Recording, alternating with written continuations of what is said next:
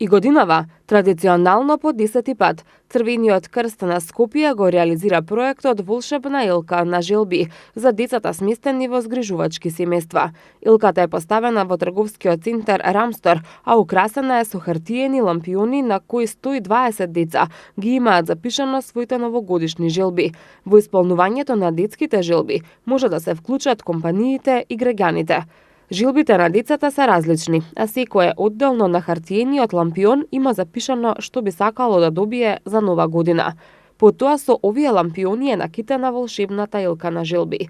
Некои на тие лампиони запишале дека би сакале да добијат кукла, други јакна, тренерки или количка. Ако не сте дел од некоја друга хумана и добра приказна, бидете дел од нашата.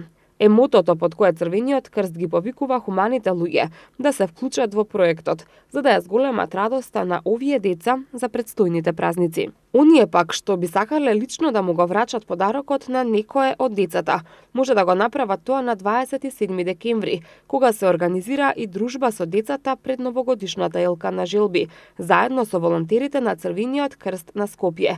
Заинтересираните за вклучувањето во овој хуманитарен проект може да се јават или директно да отидат во Црвениот крст на град Скопје или во Рамстор од 17 до 19 часот, каде што ќе ги пречекаат младинците од Црвениот крст.